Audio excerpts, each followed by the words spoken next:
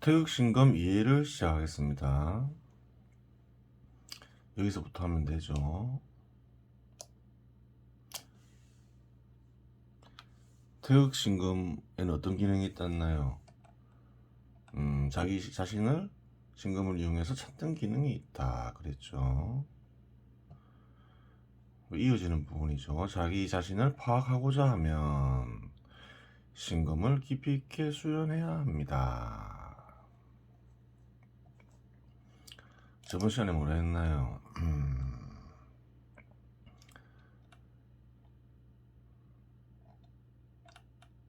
태극신검은 섭리작용을 이용해서 마음의 절대자의 생각, 그 절대자의 뜻을 드러내게 하는 수련서라고 했죠.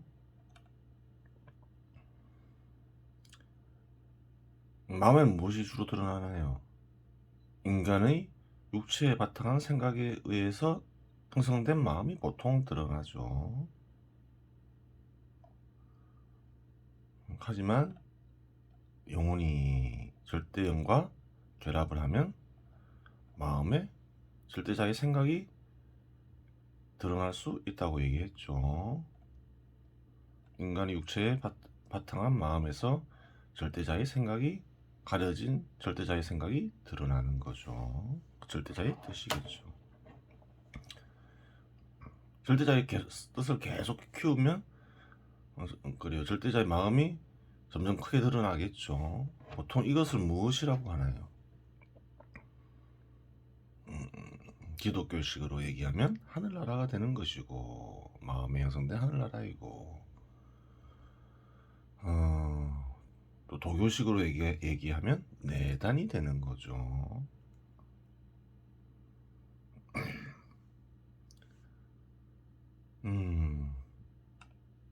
태극신검은 내단을 형성하는 뭐가 될까요? 예전에 외단을 설명했죠. 외단인 것이지요.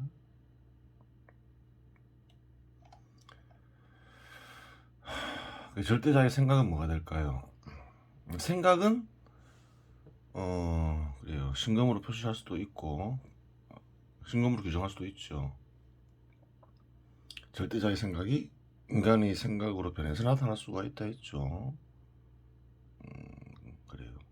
그것을 신검이라고 얘기하기도 하죠. 그리고 인간의 생각과 구별해서 진리의 검이라고 얘기할 수도 있겠죠. 혹은 절대검. 그래요. 인간의 마음에 절대자의 마음, 내단을 형성하기가 쉬울까요? 어려울까요? 스스로 드러내게 하는 것은 쉽지 않겠지요. 그래서 주로 무엇을 이용한다고 했나요? 외단을 이용한다고 했죠.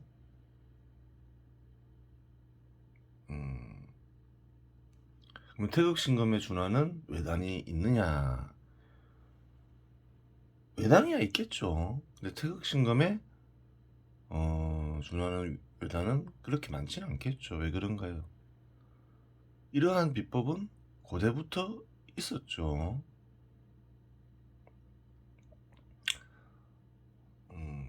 예수가 말씀을 전파하기 위해 활동했다고 하잖아요.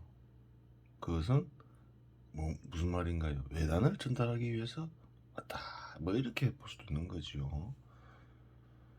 하지만 외단을 스스로 남긴 이가 없을 뿐만 아니라 제자들에 의해서 전해지기도 하죠. 그러면 정확하게 표현했는지 알 수가 없는 거예요. 그래요. 그리고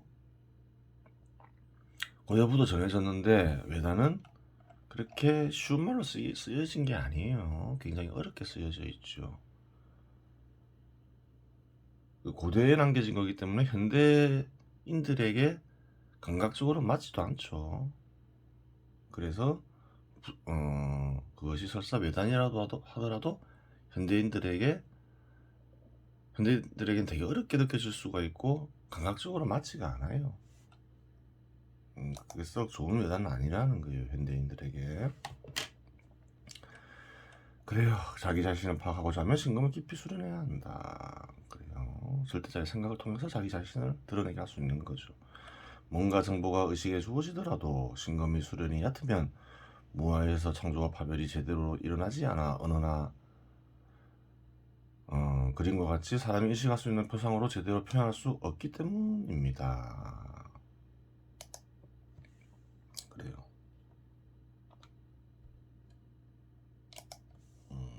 그렇겠죠.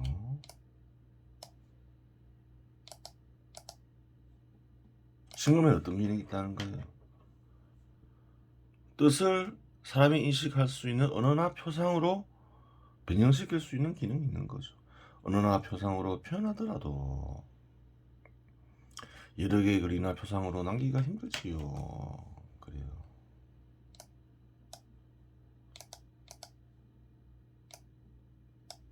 절대자의 뜻이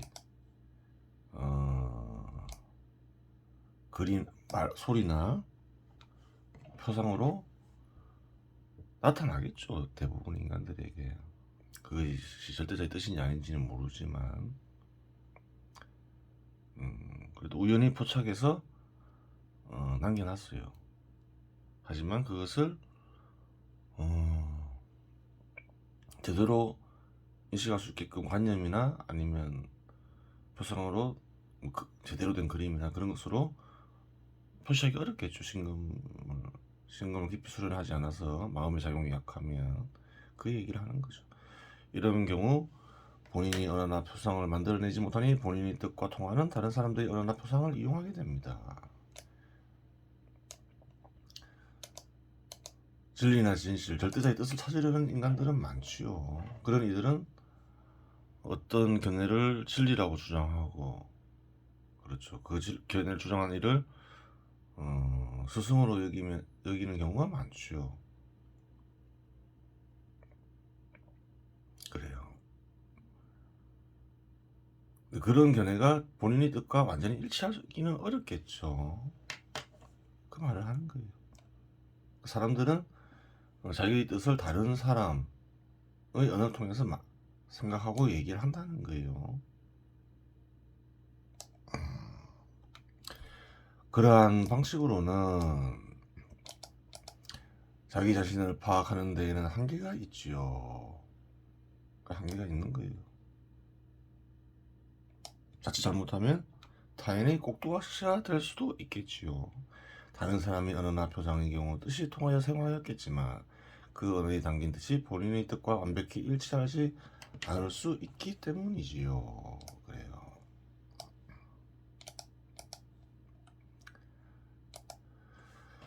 반대로 신금을 아무리 깊이 있게 수련해도 세상을 살펴보지 못하면 의식으로 자기 자신을 파악하기는 힘듭니다.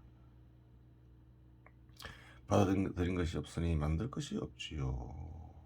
무슨 말인가요? 세상을 살펴보면서 자꾸 드러내야 된다는 거죠. 세상 속에서 자기의 사명을 찾아봐야지 자기 자신을 알 수 있다는 거예요. 중심이 되는 의지가 만들어내는 것이 없으니 고유한 자기를 이치에 가까여 중심이 되는 의식이 인식하는 것은 불가능하지요. 그래요. 중심이 되는 의지를 파악해야 된다 하고 있는 거예요. 그래서 사명을 알아라. 이 땅에서 살아있는 동안 해야 할 사명을 알아라. 개개인이 간직된 뜻을 찾아서 실천하고 살아라. 그 얘기를 하고 있는 거죠. 신금을 깨달았다고 생각했는데 세상을 바라보고 마음의 소리를 들으려 했는데 아무 소리가 들리지 않는다면 수고하고 착각하고 샀다고 보면 되는 것이지요. 그래요. 그런 이들이 많아요. 자기는 깨달았다고 하는데 깨달음을 표시하지 못하는 경우가, 그러면서 깨달았다고 주장하는 이들이 있을 수가 있어요. 다 거짓말이라는 거예요. 왜 그런가? 진정 참부 절대자의 뜻이 전달되었다면 드러나게 돼 있다는 거예요. 마음에서 인식할 수 있을 정도로 드러나지 않는 것은 아무것도 그래요. 전해지지 않았기 때문이겠죠. 그러면 이제 직장을 통해 사회에 참여하기 전에 어떠한 과목을 가르쳐야 하는지 살펴보겠습니다. 그래요. 과목도 살펴봐야 되겠죠. 뭘 배워야 되는지.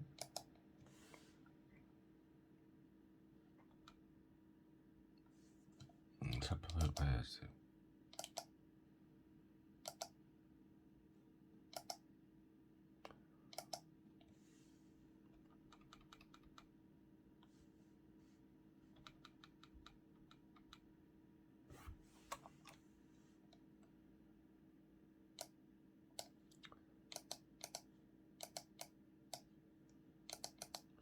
우선 사회적 성명 활동을 하는데 어떠한 지식이 필요한지를 알아야 합니다. 여기서는 필수 과목과 선택 과목이 있습니다.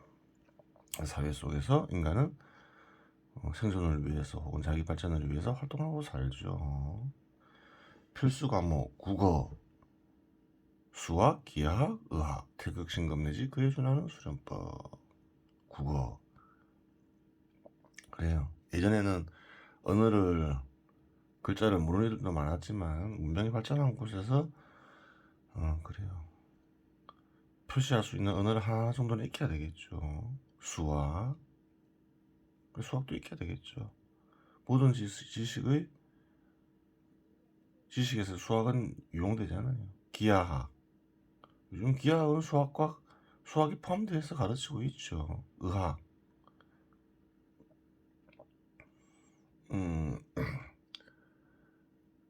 그 사람이 육체를 지니고 있잖아요. 자기 육체에 대해서 알아야 될 거 아니에요. 또 아프면 자기 몸의 아픔을 어느 정도 자기 몸을 알아야 되는 거죠. 치료할 수도 있어야 되고 의술 포함되어 있죠. 자기 몸에 대해서 알아야 된다는 거예요, 인간은. 그래서 의학을 넣어놓은 거죠. 태극신금 내지 그에 준하는 수련법. 그렇죠. 인간으로 태어났으면 당연히 영을 활용할 수 있어요. 영을 활용해야 절대자의 뜻을 찾을 수 있어야 되겠죠. 그 자기에게 부여된 절대자의 뜻을 찾아 실천하면서 살아가야 되겠죠. 한 세상. 그래요. 중요한 거예요. 심성스러운 살아라고 태어난 게 아니라는 거예요.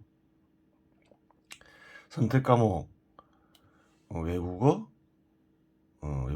그래요. 도구 다루는 법, 체육, 지리학. 외국어는 일종의 기술에 속하죠. 살아가는데 국제적인 교류가 활발해짐에 따라 외국과의 소통이 중요해지죠. 살아가는데 필요할 수 있는 거예요.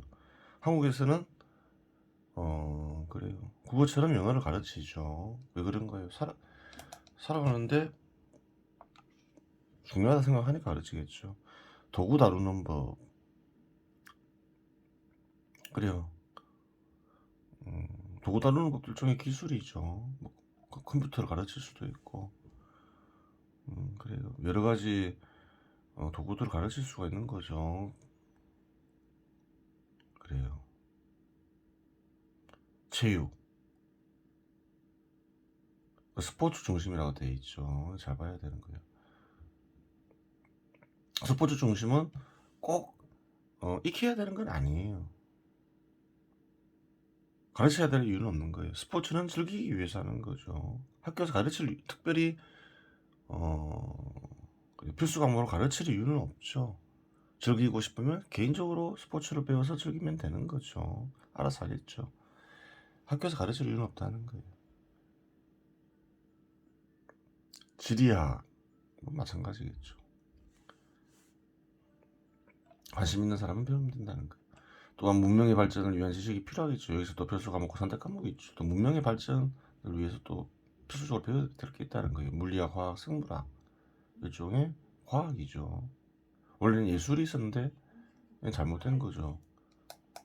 예술을 익히는 이유는 뭔가요? 표현 수단을 익히는 거죠. 다른 언어 외에 다른 표현 수단을 익히는 거죠. 굳이 뭐 필수 과목에 넣을 필요는 없어요. 선택 과목에 넣으면 되는 거죠.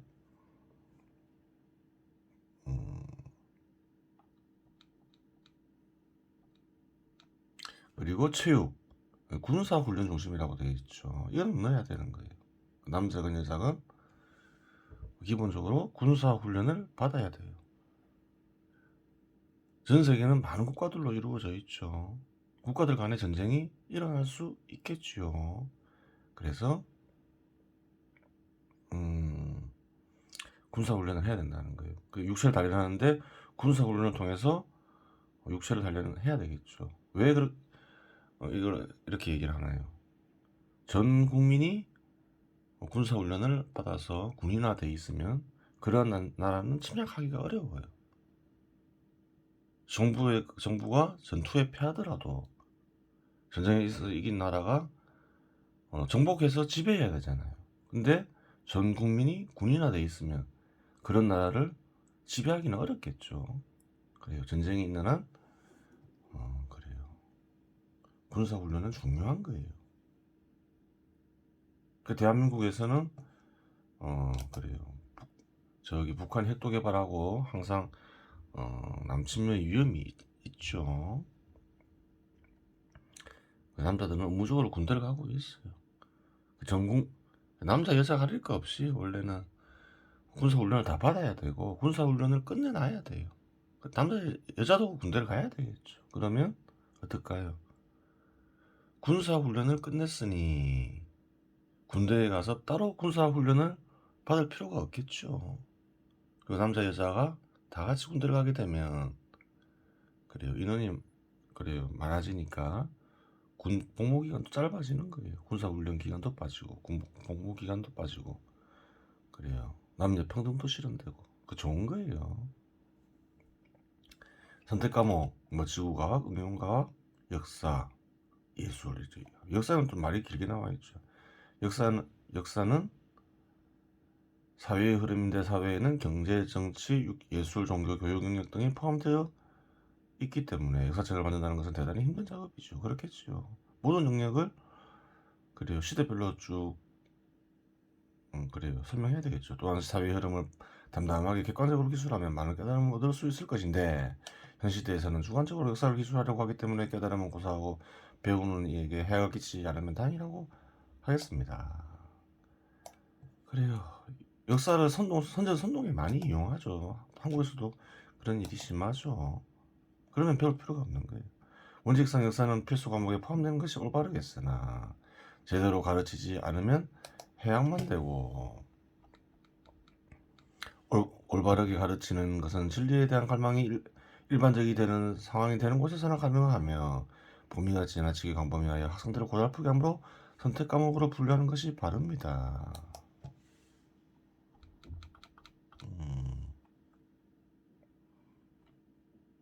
그래요.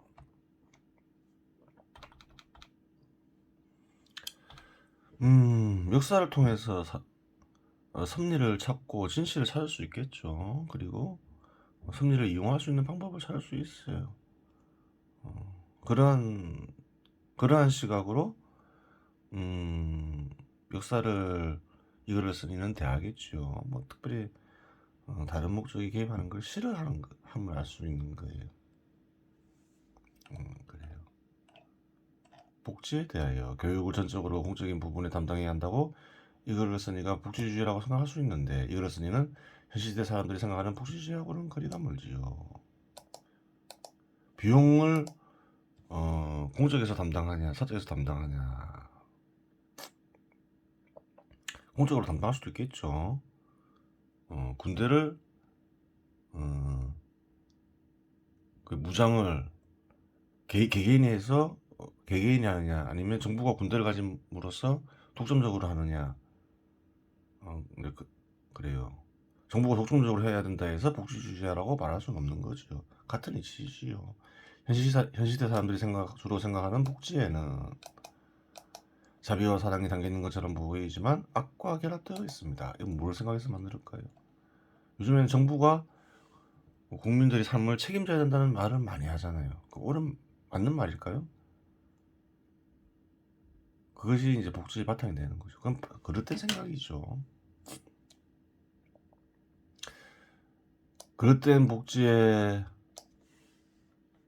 제한 생각은 필연적으로 역사의 선천적인 흐름에 반하는 결과를 낳을 수도 있습니다. 한번 볼게요. 이 주석이 있죠. 그릇된 복지정책이 아닌 참된 복지정책이 있다. 사회의 제한을 나라. 보면 된다는 거예요. 이렇게 있다는 거예요. 동영상 보세요.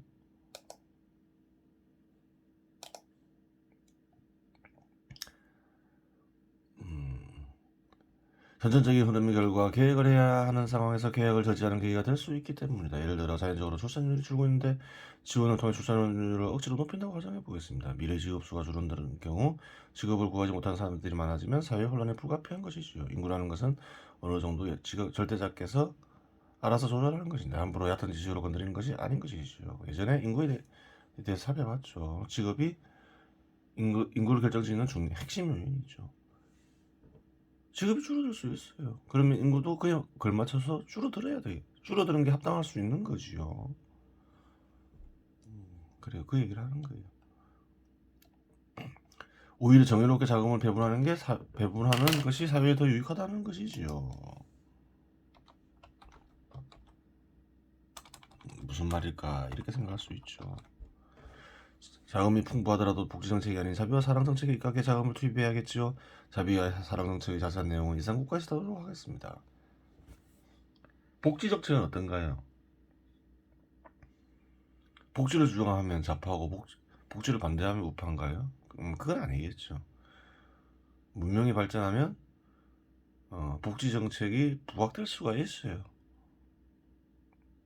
복지에 대해서 어떠한 자세를 갖냐는 거예요. 현 시대에 널리 퍼진 복지는 그릇된 복지라는 거예요. 그래요. 자금이 풍부하면 모르도 항상 부족하니 문제가 됩니다. 이런 경우 정유와 무관한 분야에 들어가는 비용을 삭감하거나 빼버리면 됩니다.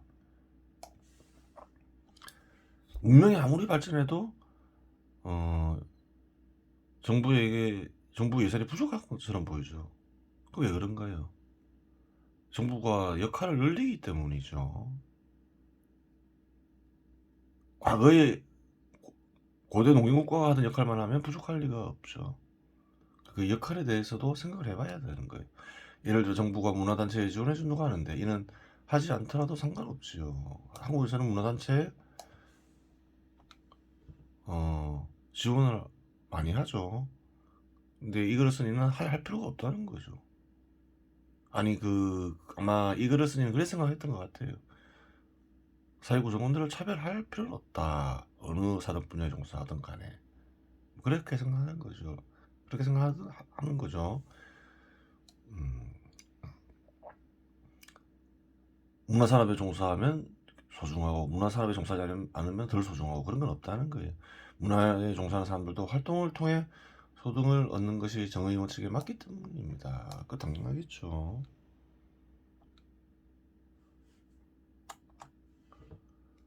당연히 좋은 작품을 시장에 공급하여 팔아서 소득을 얻어야 하고 그렇지 못할 경우 다른 활동을 하며 예술 작품을 만들어야겠지요.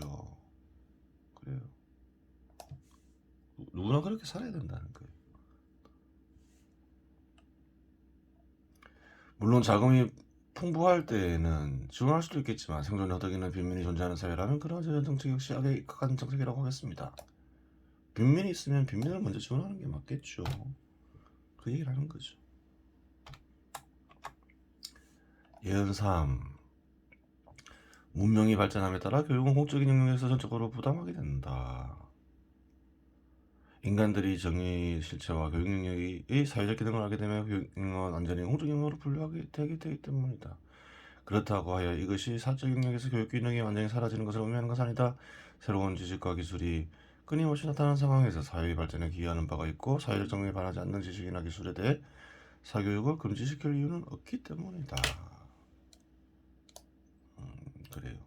공적 영역이 담당하지 못하는 교육은 사적 영역에서 나타나겠죠. 그걸 막을 이유는 없는 거죠.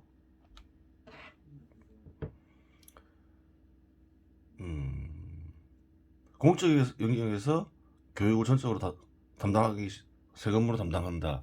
그럼 결국 공적 영역으로 통합을 해야 되겠죠. 그런 사회가 있을 거고 아닐 수도 있어요. 사실은 물론 정부가 완전히 분리되는 건 아니지만 사적 영역이 공적 영역을 폐지할 수도 있는 거죠. 사적 영역에서 교육을 담당하고 공적 영역에서 정부가 비용을 부담할 수도 있겠죠. 두 가지 길이 있는 거예요. 사회마다 좀 다를 수가 있겠죠. 어느 게 더 좋다? 그건 없어요.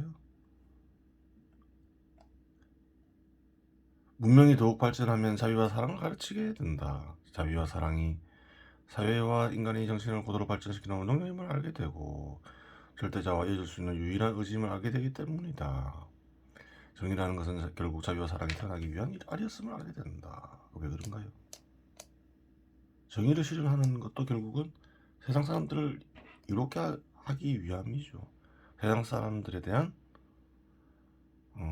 그 자비와 사랑의 그 바탕에 있는 것이지요. 태극신공과 그에 준하는 수련법이 교과에 편입된다. 그렇죠.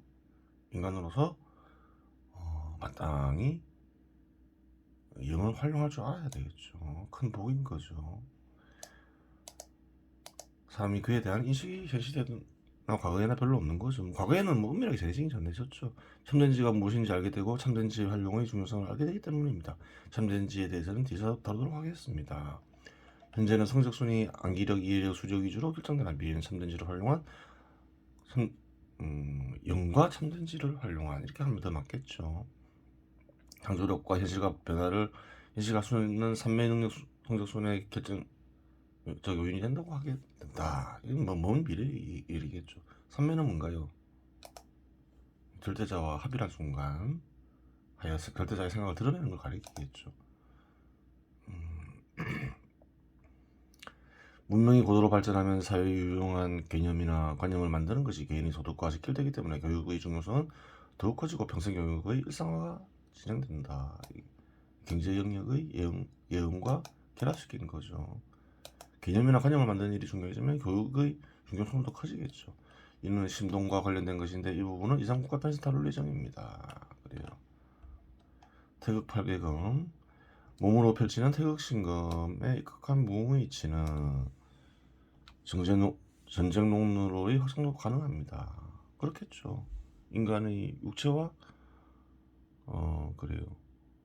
한 인간의 육체는 무기를 이용해서 무공을 펼칠 수 있죠. 여러 명이 무기를 가지고 무공을 펼치는 것이 전쟁은 아니에요. 확장도 가능한 거죠. 전쟁의 전략 전술의 핵심은 공격 방어 회피며 수단은 신체의 기관과 같은데 몸동작의 연구는 전쟁에서의 공격 방어 회피 방법을 연구하는 것과 같기 때문입니다. 그래요. 한번 읽어보세요. 하지만 태극신검에서 전쟁을 다루지는 않습니다. 범위가 너무 광범해지고 전쟁에서 전쟁 수단 및 전술 전략까지 모두 살펴봐야 하기 때문입니다. 그렇죠. 이 정도만 알면 되는 거예요. 핵심 전달된 거죠. 이제까지는 8개를 가로로 세워서 익혔는데 여기서는 세로로 세워서 익혀봅니다. 공격 회피 방어를 모두 고려하면 태극 국립모아 연결시켜 태극 8개를 펼칩니다. 그래요. 세로로 이렇게 세워서 펼칠 수가 있겠죠. 이제까지는 가로로 세워서 했죠. 뭐 특별한 건 없는 거예요. 말을 좀 바꾸는 거죠.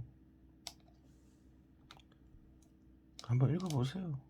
읽어보면 절로 머리에 떠오를 거예요.